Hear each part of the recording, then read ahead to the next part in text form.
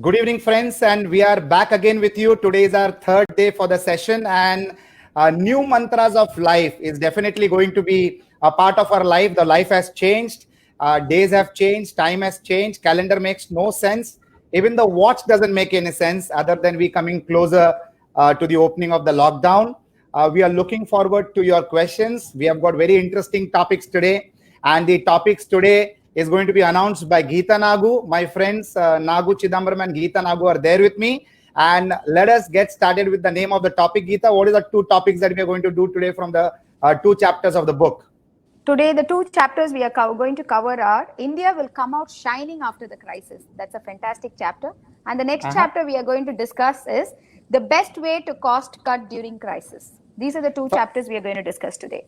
Fantastic. So, Nitin Muno, thank you. Sangeeta Kamath, welcome. Chintan Vasani, welcome. Neelam Bansode, welcome. Edwin D'Souza, welcome. Paul Ritesh, welcome. John, welcome. Tanishka, welcome. So, we are having quite an audience today, and we are going to look forward to some very interesting questions. And India is definitely going to come shining out of this particular virus situation that we have seen, the kind of response that we have done. Our Honorable Prime Minister, Mr. Narendra Modi, also announced on the Mann Ki Baat today that the people of India have come together and are an example to the rest of the world on how you need to shoulder the responsibility during a period of crisis. At the same time, we have also seen Indians coming to the aid of each other, coming to volunteer, risking their lives, but still making sure that people are safe and sound. So good evening to everybody. And Geeta, what would you like to say about the topic before the questions start pouring in?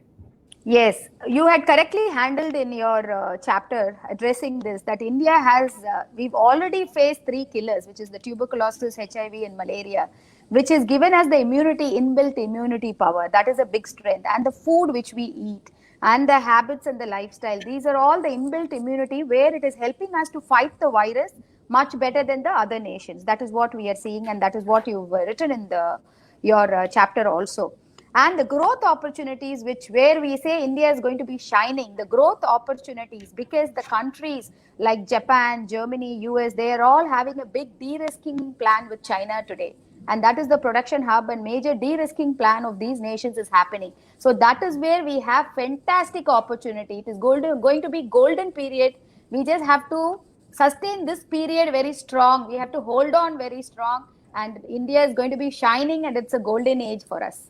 Fantastic. So Nitin Manot is asking a question, specific immunity increasing foods you suggest, how and what yoga you suggest. As far as the food is concerned, it is a matter of intake. So you'll have to Google that and take a specialist advice. But we can suggest one thing, which definitely what is something that followed by you, that is exercising and making your body strong to resist any kind of a virus. So there are a lot of people in this world who, in spite of being infected by the virus, have not become a casualty or has not impacted on their health because their immunity system is very, very powerful. So exercising is going to be mandatory. A lot of people with a lot of time on hands have definitely made sure that their immunity levels are high, and there are a lot of vitamins which are available which can make good for the shortcomings that your body would be having. Rohit Raul, cost cutting in India is considered to be stingy, and when Japanese do it, it becomes a theory. Your take on this? I think Nagu should answer this question. Nagu? So that's more of the second part of the whole thing, but yeah, let's take it forward. So I think, Rohit, it's like always when we do it, we don't give much of credit to it, but then when somebody else does it, there's a lot of credit to it. That's what even we do. So actually speaking, the call today is cost cutting. But having said cost cutting is the call of the day, it really does not mean you start slashing everything that you've gone about going earlier spending. But let's understand something. Let's say there is a startup and the startup does a particular spend. The same person, after a period of time, he goes about the spend. There will be a difference in that person's judgment spend on the same subject. The reason is acceptance criteria. What earlier was not accepted, today has become accepted by the same person because of him not asking the right question. I always believe you ask the right question, you'll get the right answer. Let's just take a little example since you've used Japan as a question. Let's say we have to take a situation of a machine maintenance spend. Ask the right question, you'll get the right answer. Let's say the question was, why should I spend money in maintaining this machine? Or why should I spend so much of money? Perfect.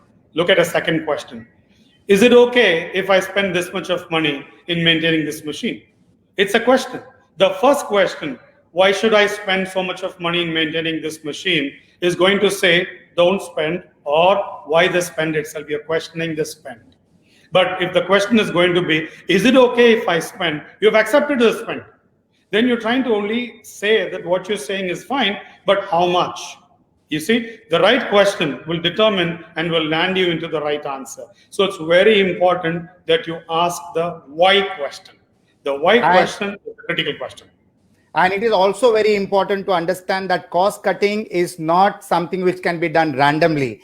If you cut the right cost, it might damage your business. So you need to be sure of the cost that you're cutting should not impact your business. You should be very careful on that. A lot of people during a slowdown try to cut down on their salaries, on the people. But let me tell you, business is all about people. Business is all about people who can leverage the machinery and the technology which is already established and installed in your organization. So don't do random things. Be discussing with people who are intelligent in that particular sector.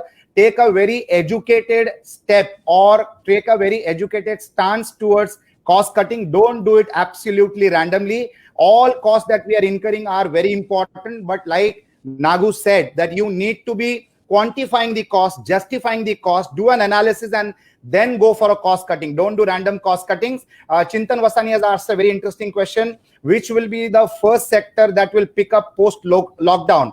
I feel logistics has become very, very important in this lockdown period, and suddenly we realized that there are materials and there is food grains and everything is available, everything is within the country, but moving it became a bit of a challenge in the beginning. So logistics will play a very critical role. Technology supporting logistics is also going to be playing a very, very critical role. The financial sector will be playing a very critical role. Manufacturing is definitely going to be picking up because the demand would be there, and now we need to have goods in advance with us. Friends, the economy is going to be unfolding slowly. It will not happen overnight, and there are three trends that the world is going to see, especially India. There is a concept of an economy showing a V shape. V shape means a quick drop and a quick rise. The second type of an economy is a U shape, which drops quickly but takes a little time to come back again. And the third economy model is the W model, which comes down, goes up, comes down, goes up. So we need to be careful about what the dip is going to be like. In India, it is predicted that it will be a U economy. It might take some time to come back, which is very, very good.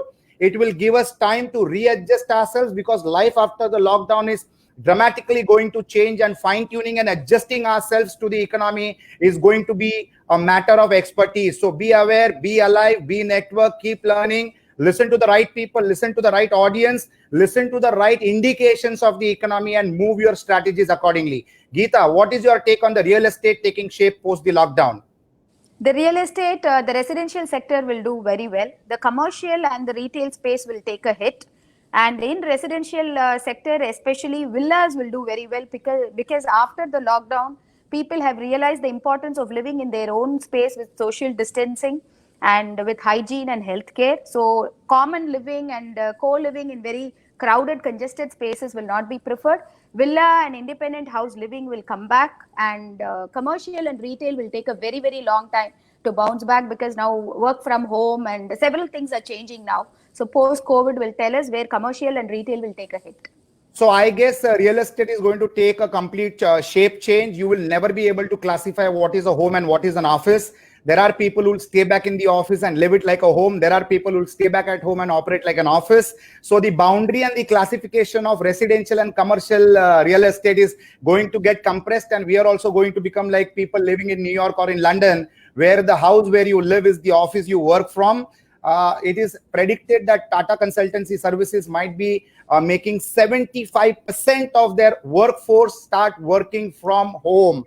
It is going to unleash a lot of new decisions, and it is also going to reduce the strain on the operational cost of economies and organizations. But friends, we need to realize one thing: the cost saving that we do is not additional profit. The cost saving that we do is going to be given back to the customer in the form of lower cost, better product, and better services. Nagu, efficient and productive, effective productivity, waste minimization, critical analysis of value-added activities in every step of the business plays a very crucial role, especially in the post-lockdown environment. What is your take on this?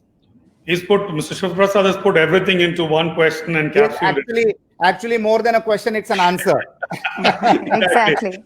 Mr. Shiv Prasad is so right on it. All of these things are regularly needed in the regular format. It's more so needed today because today's situation is a little bit of a different conspicuous situation, and all of this is required. And I would like to add to this, you need to make sure you don't have NVA, non-value added activities will have to be removed. You just cannot afford to have any NVAs, small or big, because that's going to pull down. If you look at the average of doing all of this and that, then that's going to actually equate and compensate this, which is not good news for any organization. So identify the waste, the NVA, non-value added activities, and take them out of the picture in totality. And there are plenty of NVAs in every organization. Now you have to work with an additional microscope in the organization where every process will need to be scanned again. What you saw till yesterday and what you see tomorrow are going to be two different things in the same environment with the same people, with the same machinery. So you need to be absolutely working along with a microscope in the organization.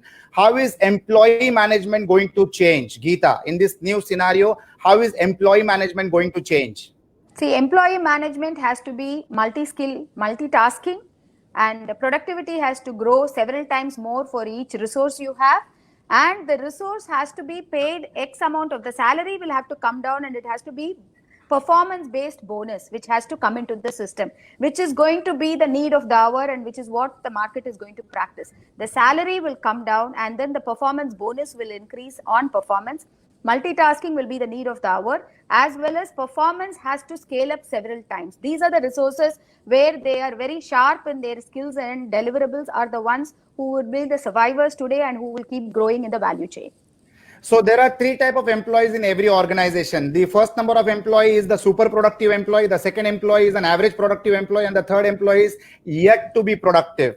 The message to the yet to be productive employee is going to be that you're going to be closely monitored by your seniors and the senior management and the owner of the organization. So you need to move yourself from the yet to be productive category to be average productive and then reach to the top productive category.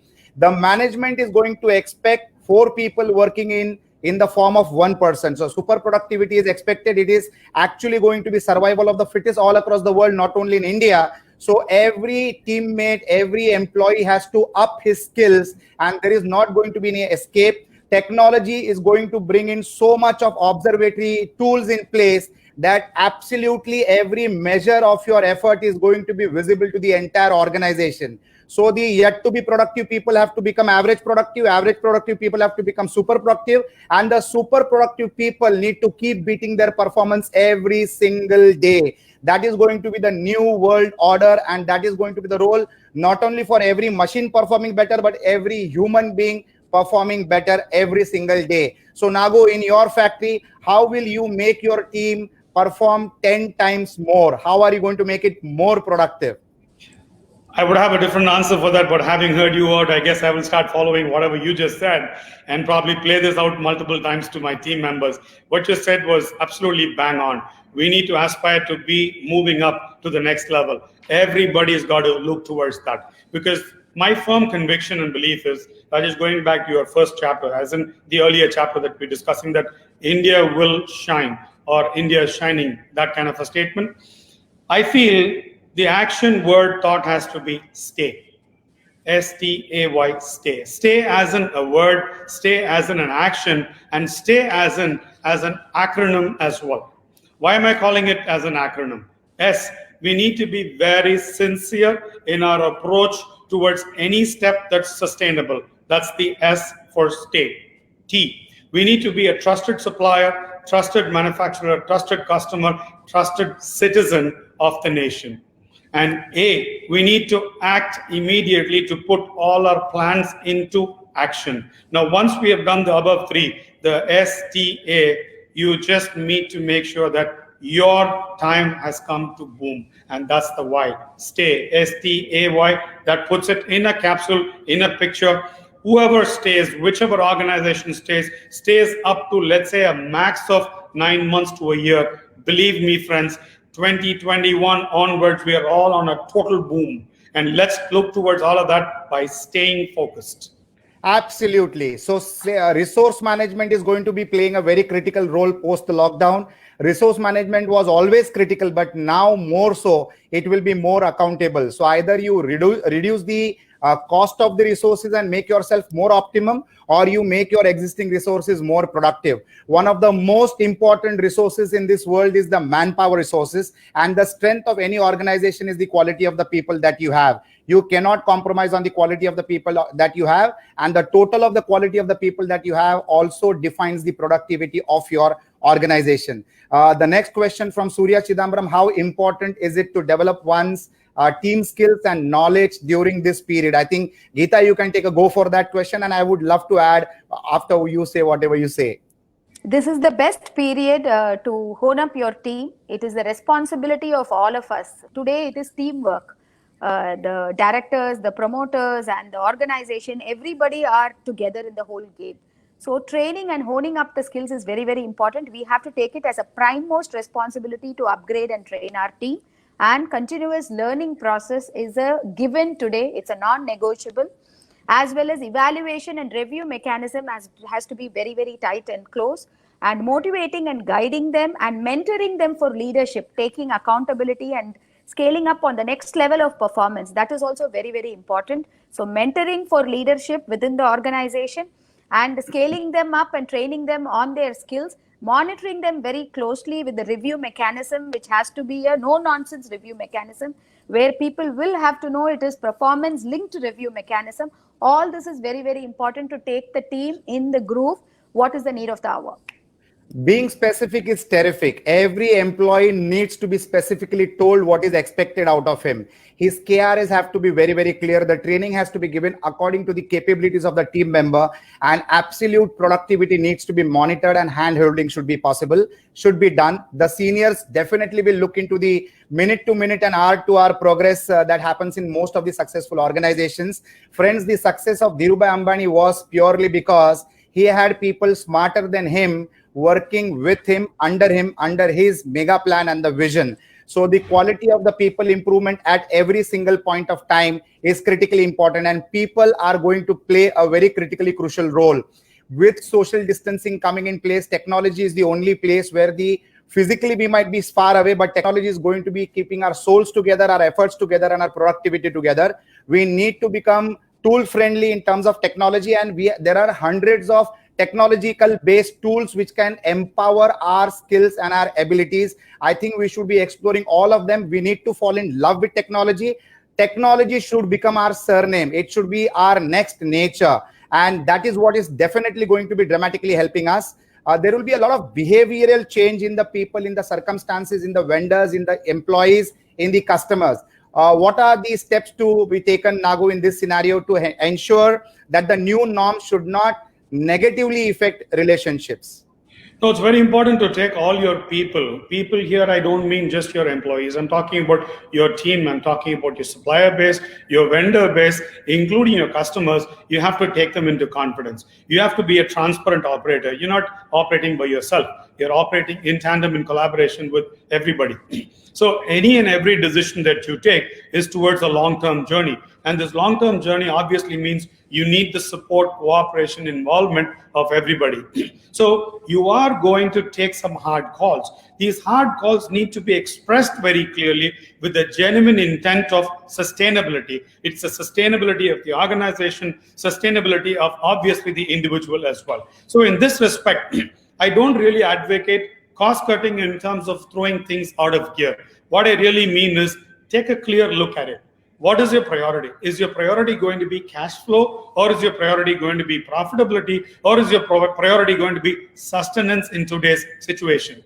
In accordance, start taking situations. For example, if it's going to be a cash flow situation, then try and restructure your expenditure. You might be right in your expenditure, try and restructure. So the first question was why? And then if you've gotten the right answers to it, try and restructure. Having restructured it, then look into where you stand. You'll probably get a better approach. And it's very important to involve your team members in the decisions that you take, because for all you know, they could come up with a lot more stunning results and answers than what you as an individual or as a top man of the organization can do. Fantastic, Nago. That is so excellent and so deeply explained well. Know your customer is not only a KYC for the banks, but know your customer will become the norm of the day. And you need to be emotionally connected to the customer. Customer is no more a financial transaction. Customer is a relationship to be nurtured forever, so that there is a legacy between the organization, between the team and the customer. Customer becomes a part of your family, and you start thinking for him, you start believing in him, and you start living with him for him. So the relationships with the organizations and customers are also going to take a dramatic change and a turn. We need to be empathetic towards human beings, whether they're your vendors, whether they're your employees, or whether they're your customers. There cannot be any bias in place. We need to be treating everybody equally, everybody transparently, and everybody fairly. So these are changing times. We embrace them. We welcome them. India is a shining story. India will lead from the front, and India will be the first country to recover from this crisis when the lockdowns is open. And India will be the biggest support mechanism to the entire globe. We wish you all the best. We will see you again tomorrow evening at 4:15. We'll announce the topics for tomorrow at afternoon 12:13 in the afternoon, and we will get connected again the same way that we did today. Lovely questions. Thank you so much for your participation, and see you tomorrow. Thank you so much from my side. I'm Agnello Rajesh here. See you all Thank you tomorrow. so much. See you tomorrow. Thank you so much. See you all Thank you tomorrow. so much. Bye-bye. Thank you so much. Bye-bye.